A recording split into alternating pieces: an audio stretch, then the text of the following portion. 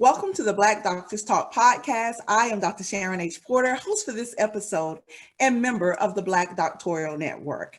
Today, I'm joined by Dr. Lori Caruthers Collins. She's an experienced educator with over 35 years as an elementary and middle school teacher, curriculum coordinator, and elementary principal in school districts and institutions of higher education in California, Indiana, Maryland, and Texas.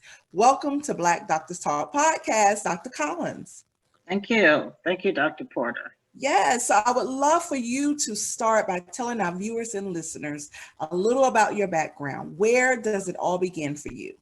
Okay, great. Yeah, it all began for me in my hometown of Gary, Indiana, where I graduated fourth in my high school class and received a full state scholarship to attend the PWI Ball State University, and I majored in elementary education. From there, my family and I moved to Houston, Texas, where I became an elementary teacher. And during this time, I received my master's degree at University of Houston, and I also participated in the internship for future administrators. After 7 years in the classroom, I became an elementary principal at the age of 28, and I did so for 6 tremendous years of growth. Thank you. Certainly. So, Dr. Collins, what would you consider your top 3 attributes or characteristics of an effective leader? All right, that's an excellent question. I think for me, the word I constantly say over and over again is collaboration, where we engage others in decision making. And I use the acronym TEAM, where together everyone achieves more. I firmly believe in that. Secondly, integrity. I think integrity is real critical to our work, particularly as educators, and the ability to drive cultural change where change is needed. Thank you. Who has been a tremendous impact on you as a leader? Okay, great. I am so proud to say that I had 2 friends who were my mentors. One is 91 years old, Mrs. Vivian Harrison, and the late Billy Joe Johnson. During the time I was a principal in Houston, Texas, these women believed in me before I believed in myself. They felt I had the ability to do great things, and because they believed in me, I had to believe in myself, and that's the story I tell my daughter as well to embrace. They taught me and spent time telling me what I should say, how I should do things, how I should relate to my faculty, and it worked. And as I said, it was a tremendous growth effort on my part. We call it 2 years of norming, 2 years of storming, and 2 years of performing. So I did my 6 years, and I still keep in contact with my mentor as well as about 5 of my teachers from my time in Houston. Wow, 91. That's really amazing. Definitely. So what are the varied levels of social and educational inequities that exist today? Well, when I think we consider social inequities, we talk about the housing disparities and access to quality medical care. There's so many socioeconomic factors to be considered, as well as food insecurity, which is a term that I learned at Cal State San Bernardino. And when students experience the fact that they might not know where their next meal is coming from, and also the fact that sometimes we're socially excluded from communities. That is an issue. As well as the educational inequities, we would say access to quality educators or teachers. I think expectations that don't mirror our students' potential, and funding that doesn't meet the needs of students. In California, we've had the local control funding, which put more money in our school districts, particularly low performing and low socioeconomic. But if that money is not targeted to meet the needs of students, it is money not well spent. Very great points. So Dr. Collins, how do you stay abreast of current trends in your field? Right. Well, first of all, I read extensively, books, online journals. I attend virtual conferences and have conversations with my colleagues who have a varied experiences, knowledge, and wisdom. We also have a strong sister circle of 9 faculty and staff at the university, and it's a diverse group of women. Thank you. How do you uphold and promote values of equity and access? Okay, yes. I believe in the old saying or old adage, walking the walk and talking the talk, and leading by example, advocating and encouraging the same in others. I'm a member of a community-based organization that promotes social justice in PK through 16 and beyond. So I think certainly advocacy in and outside the organization really makes a difference. What has been your greatest failure and what did you learn from it? Well, that's always a hard fact to admit to, right? But I would say being in situations where I was passionate about the work I was hired to do and others weren't, or the expectation from most was to keep your job, not doing a good job, and not being able to recognize that situation sooner. So what I learned was, again, to stay passionate, but to shift my approach to the situation. Very good lesson, definitely. So Dr. Collins, you currently serve as the Assistant Director for Diversity Initiatives at California State University, San Bernardino. Your focus in this role is the recruitment and hiring of tenure-track faculty, particularly those from underrepresented groups. Talk to us about why this is so important. Well, without a doubt, I think recruiting and hiring faculty from underrepresented groups benefits our institution and improves the educational outcomes for our students that in turn lead to educational excellence. Faculty from diverse backgrounds, as we know, contribute in ways that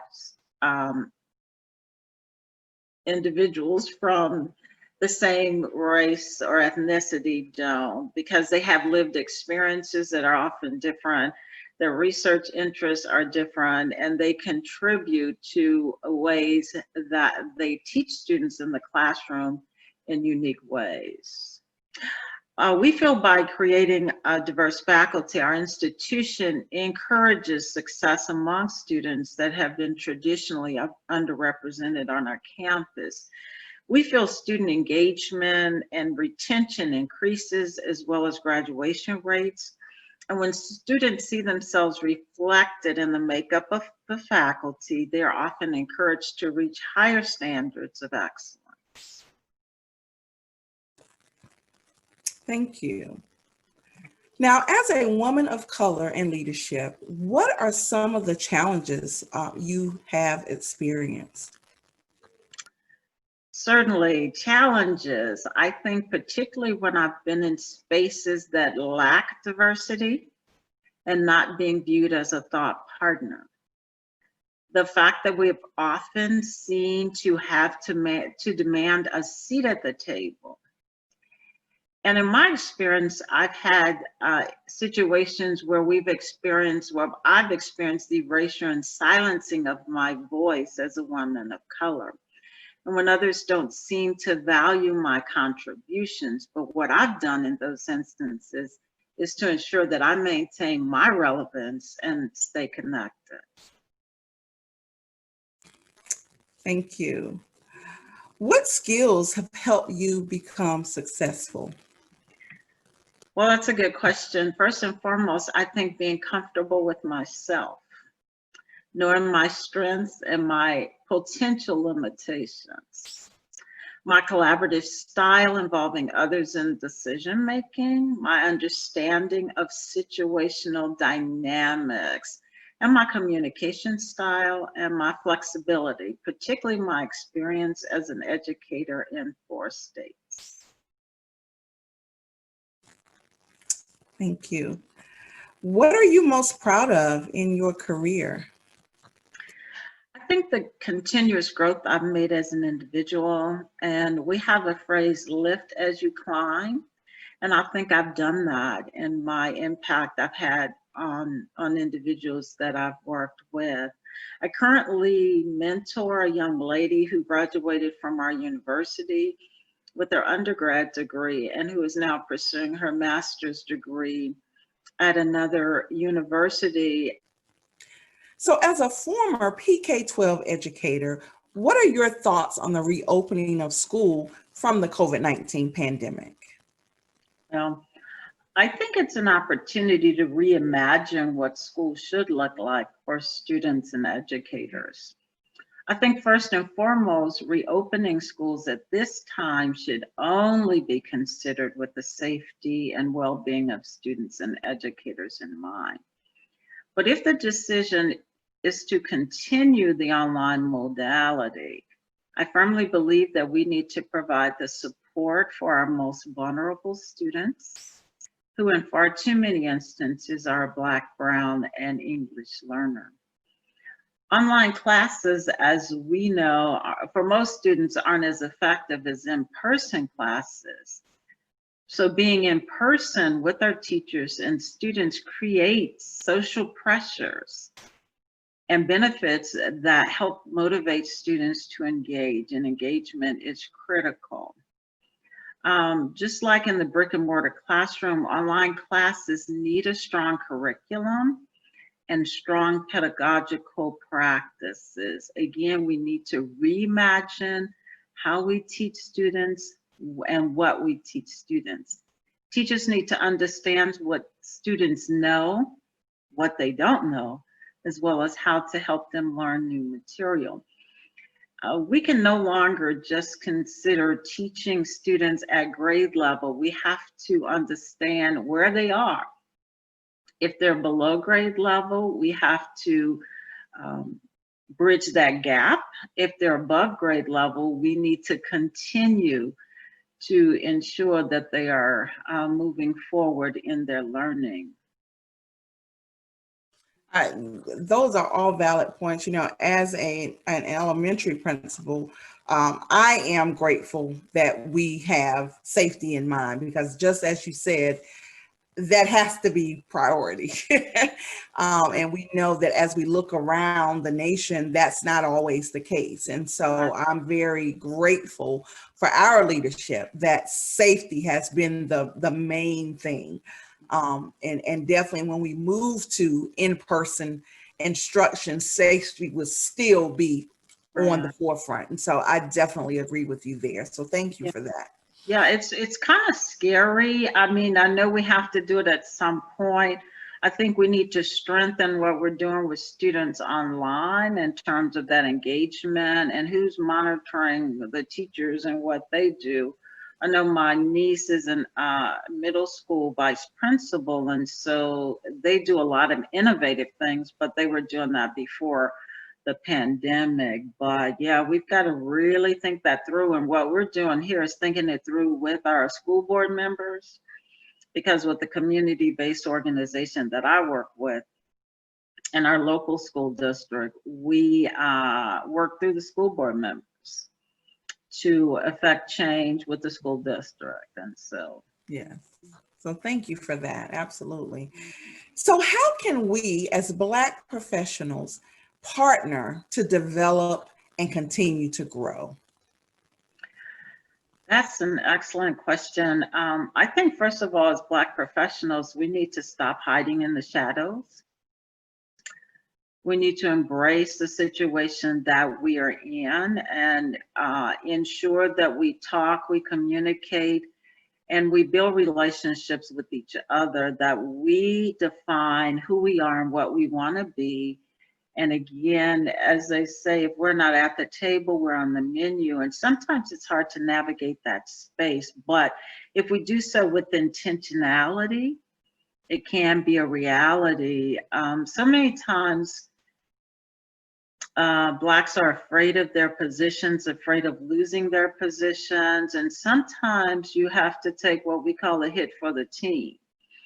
And if you have to be that person, it is never a good place to be. But if you stand on principles and integrity, you will be able to make it. And as they say, when one door closes, another one opens. And so I firmly believe that that has been my experience over and over again. And I think each time a door closed, a better opportunity came along. And that really brings me to mind what you said earlier about lifting as we climb. When I hear the collaborative, the partnering, I also think about giving back, as part of that partnering.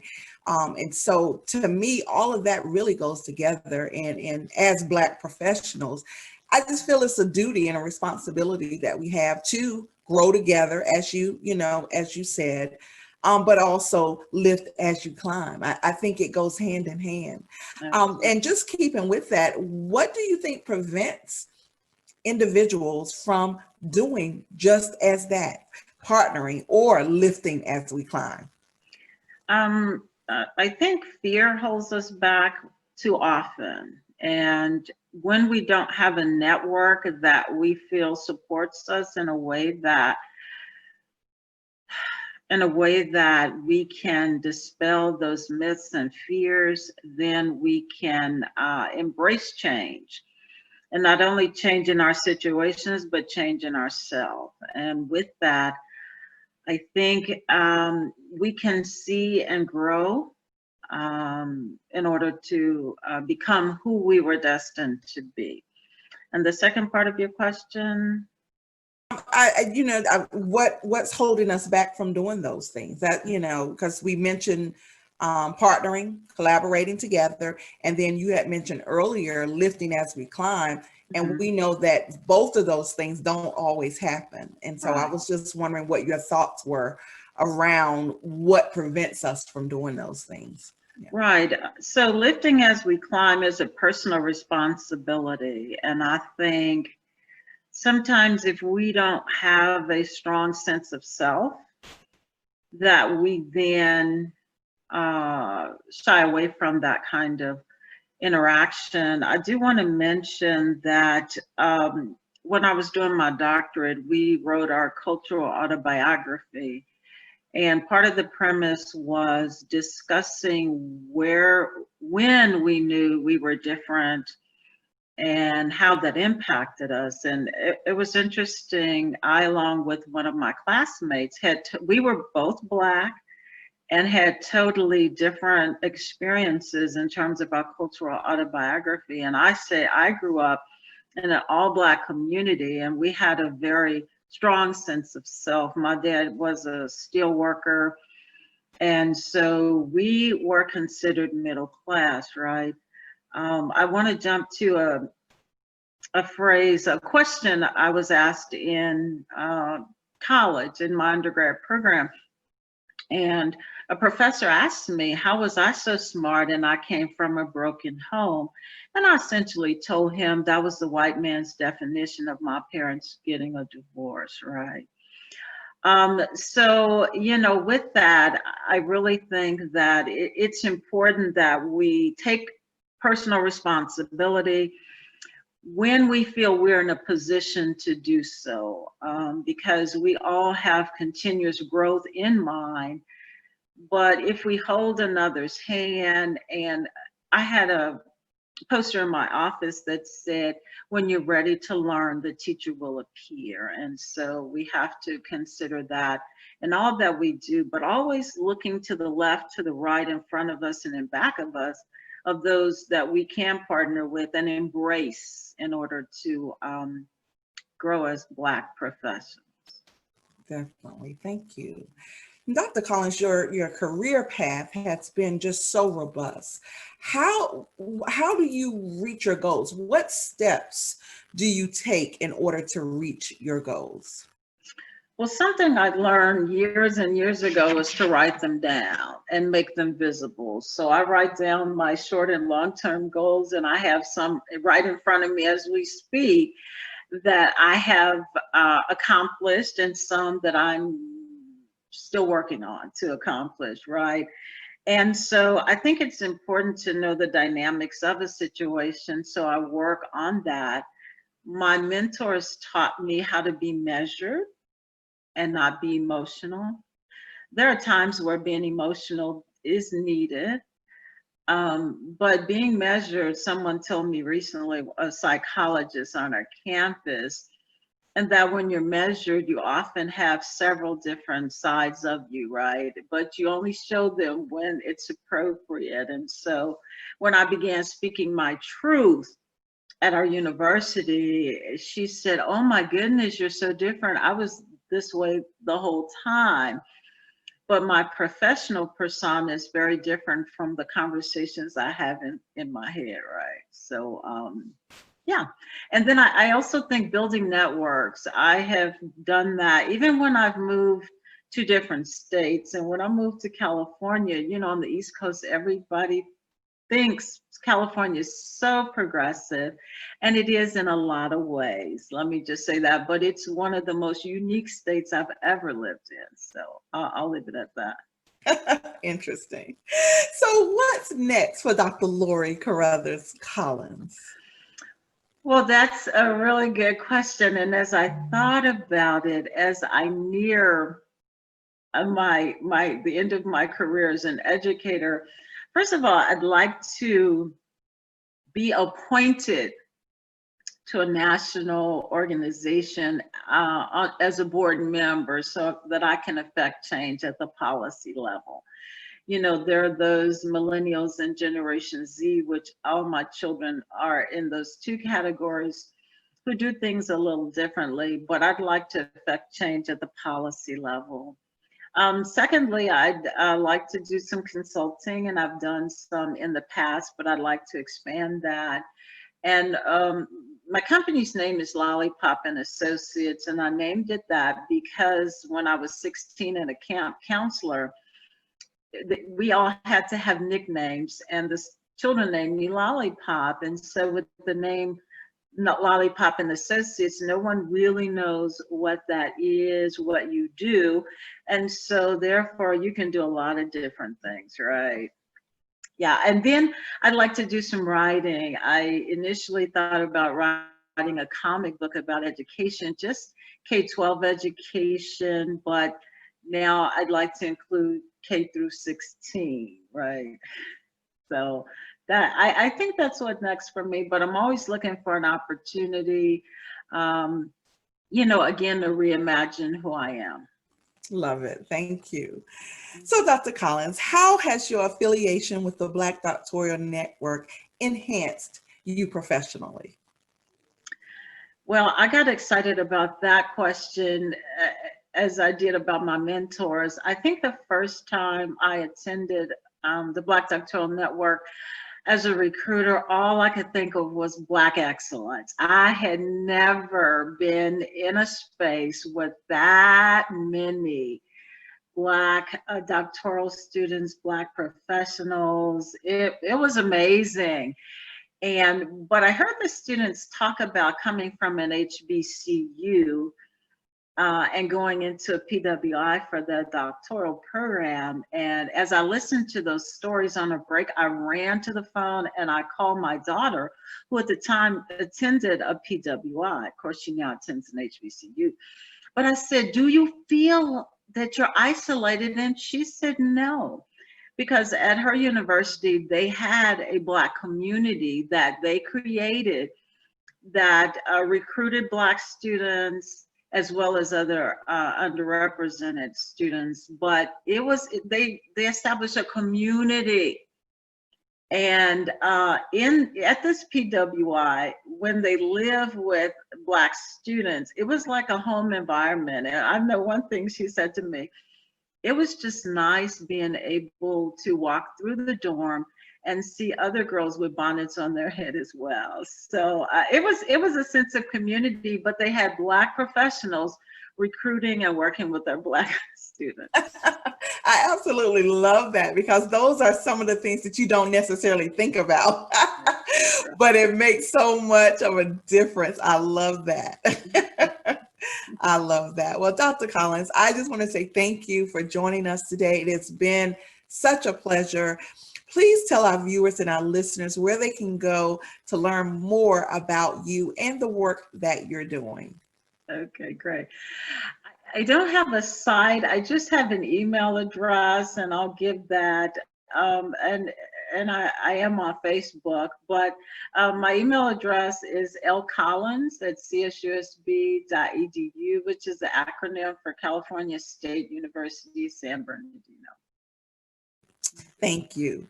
Okay. Please be sure to stay connected to the Black Doctoral Network and connect with us on all social media channels. Thank you for joining today for the Black Doctors Talk podcast. I am Dr. Sharon H. Porter, and we hope you will join us again next time. But for now, be sure to like, share, subscribe, and tell a friend.